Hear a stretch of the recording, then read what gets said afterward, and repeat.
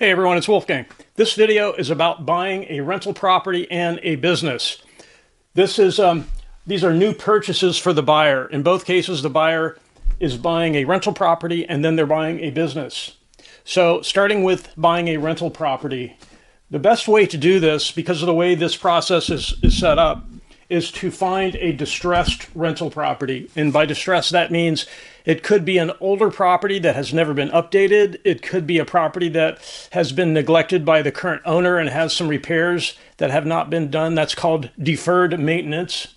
Basically, if you find a distressed property, it's easier to get the seller of the property to carry the first loan. And the reason is you need to rehab the property or you need to update the property, and the seller knows that it's easier for them to find a buyer, because a lot of buyers for rental properties, they want a turnkey purchase. They want to buy the building and start collecting rents right away, as opposed to buying a property and having to update it or fix a lot of things that have been neglected.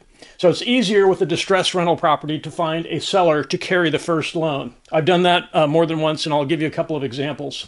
So you end up with a modest down payment, and then you rehabilitate the property. Either you update it, or you make the repairs that have been neglected, and then you can increase the rents.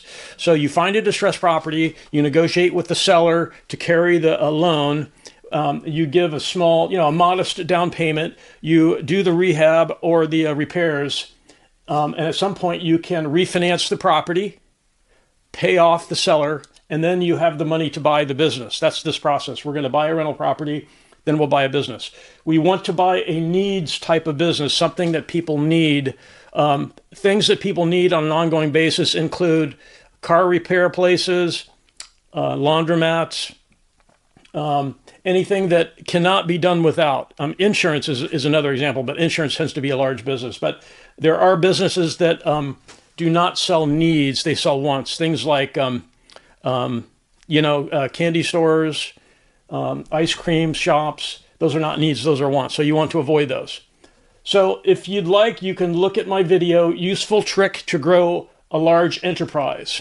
Because what you want to do is, after you've done your cash out refinance and you're trying to buy a business, is you want to limit the amount of time you have to spend in the business. And this video explains how to go about that. A manager operates the business after you buy it. And there's a process for doing that. And the assumption here is you don't know how to run the business.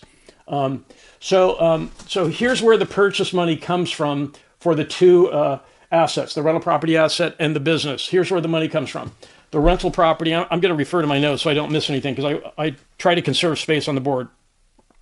So the first example, I bought a property from a seller. He had inherited it from his older relative, and he did not want to operate the property. Not everyone likes operating rental properties, even though, in my opinion, in my experience, it's not that difficult, but some people just don't like it. So the loan was paid off. When he inherited the property, there was no loan, there was no debt on the apartment building. And so that put him in a position, because he really wanted to just sell it and be done with it. And that happens a lot. When people inherit apartments from a relative, that's often what they'll do. They'll put it up for sale and convert it to cash for themselves. And so he put it on the market, and this type of seller, because they don't have a loan to pay off, they're in a position to be able to carry the first loan. And since he really wanted to get rid of it, he knew the fastest, because this was not a single family home. This was an apartment building. There were a bunch of units, and those are a lot more difficult. They take much longer to sell than a single family home or a condo. So he knew that in order to get a fairly short time period to sell it, that he would have to make it easy to buy, and he did. And so he carried the first loan, and I bought it, and it did need some work, but not that much. It was in pretty decent condition. It needed a couple things, and we took care of those over time. And after we'd owned it for 2 or 3 years, we refinanced it. We pulled money out. We did a cash out refinance. So that's where you can take the money out of that purchase and then buy a business. So here's another example where I was able to do this. This is another rental property I bought. So in this case, a seller bought an apartment property that needed a ton of work. And I mean a ton of work. And they got in over their head. And so they bought the property, they paid cash. Their original intention was to rehab it, to renovate it. And they got into it, and it was too much for them. They were older people, and they changed their mind, and they put it back on the market. Now, they had paid cash for it, and so they were in a position to not need to pay off a loan. They had no loan to pay off, and they wanted to get rid of it, and it wasn't a single-family home. It was going to take a while to sell it because there aren't as many buyers for apartment buildings. And if the apartment building's in really bad shape, like this one was, there are very, very few buyers. So in order to make it easy to buy, they carried the first loan too. And so what I did is I bought that property, and it was a major renovation. It was a big deal. That was the biggest renovation I think I've ever done. But we turned it around, and we did a cash out refinance. We paid off the loan that they had granted us. You know, there was a modest down payment when we bought it, but they made it really easy to buy the property. They wanted it gone. And so we owned it for a few years. We did the renovation, raised the rents immensely. Boy, did we raise the rents on that property because we renovated it to modern standards. And we paid off that first loan, and we had cash coming back to us. We did a cash out refinance. So in both these cases, we bought distressed properties, and we ended up being able to take money out when we did the refinance. And that gives you the cash to buy a business. So let's talk about the second part of this, buying a business. So there is some really good news as far as this goes, because if you dig into this, 80% of businesses that are listed for sale never sell. And there's a very important reason why. And here's what it is. With a rental property, it doesn't matter where I live in the country. Once I learn how to operate a rental property in California, I can operate a rental property in Arizona or any other state. The business is basically the same. There are different regulations that change depending on your region, but the operating process for a rental property, it's the same. It really doesn't change. So once you learn it, scene one, seen them all. Not so with the business. Every business can be operated differently. And so it's much harder to sell a business, a company, because of that lack of operator skill. The amount of confidence it takes to buy a rental property after you've bought one and operated one is small. The confidence you need to buy a business that you've never operated, it's a huge deal. You need a lot more confidence that you could do it. And if you have no experience, see this video. I explain how to do it. But a lot of people prefer not messing with it. So a large portion of businesses that go up for sale don't sell. And the cool thing about that is that makes the seller want to make it as easy as possible to buy their business. So I explain how to do that in this video, useful trick to grow a large enterprise, and a couple of other videos I put out a couple days before that. But one way to do this is you find a business you like. It has to be a needs business, not a wants business, something that people need. Even in an economic slowdown, people will still use that business. And then offer full asking price, whatever the seller thinks is a fair price. I mean, obviously you want to check that. And I explain how to do that in my video here, how to verify that the price being asked by the seller is reasonable. Once you do that, offer the full asking price on the condition that the seller carry the first loan. In some cases, you can assume control of the business with no down payment. It just depends on where the seller is, what their situation is. Some sellers are willing, if they can find a buyer who is qualified, who they think is qualified and sincere about operating, and if you have existing assets that you're managing, if you walk up to one of these business owners and you say, I operate rental properties, I'm a solid bet for you, I will take over operating the business and I'll pay off in 1, 2, or 5 years, depending on what you negotiate, a loan, Mr. Seller, that you will grant me so I can buy this business, and I'll pay your full asking price. In some cases, if you want to give a small down payment, you can negotiate that.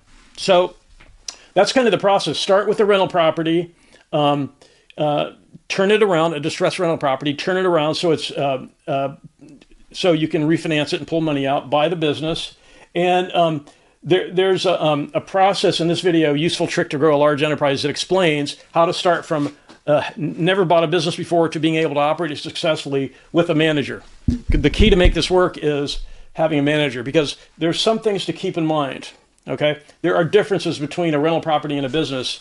The return on time, the financial return you get on the time you invest in operating the asset, it's higher with the rental property. In my case, I have operated 50. The maximum number of rental properties I operated with no full-time or part-time staff was 50 units.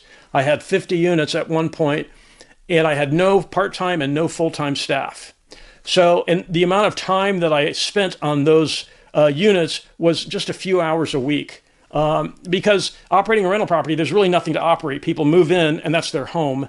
So it's not like you're creating a product or providing a service. They move into the property and they live there. So the return on time is higher with the rental property. The return on time, though, for a business, it can be made similar. It's not quite as good as a rental property, but if you watch this video, Useful Trick to Grow a Large Enterprise, I explain how to go from never having bought a business to being able to own and operate a business with a manager in place who is highly motivated with great incentives so that you don't have to operate the business day to day.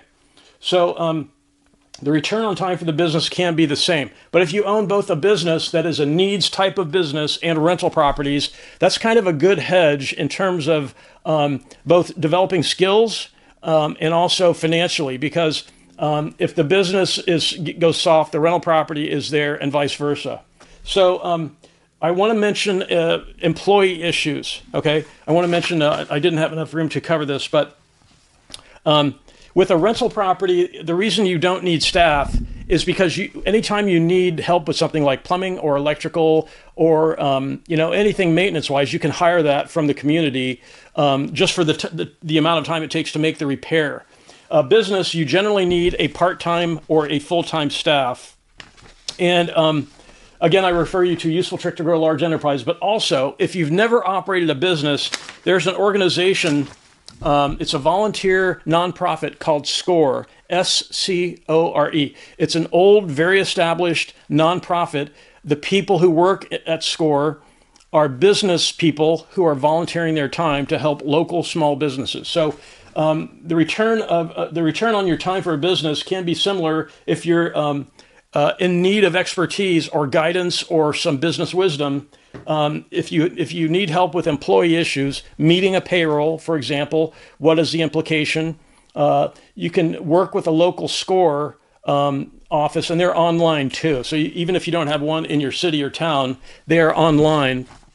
And you can get I've used SCORE myself, and it's extremely helpful because you'll talk to SCORE, and they have so many different business experts who are volunteering their time. They'll almost certainly have someone who can help you. And with employee issues, probably anyone who is involved with SCORE can help you with employee issues, because that's kind of the main difference between the business asset and the real estate asset. With the real estate asset, starting at this level from the beginning, you generally will not have a part-time or a full-time staff, but you will with the business. So if you have any questions about any of this, this is doable when you're starting from scratch. It's certainly doable. And having both sets of experiences, rental property operating experience, business operating experience, those are great skills to have. And it opens up a lot more opportunity when you can do both things.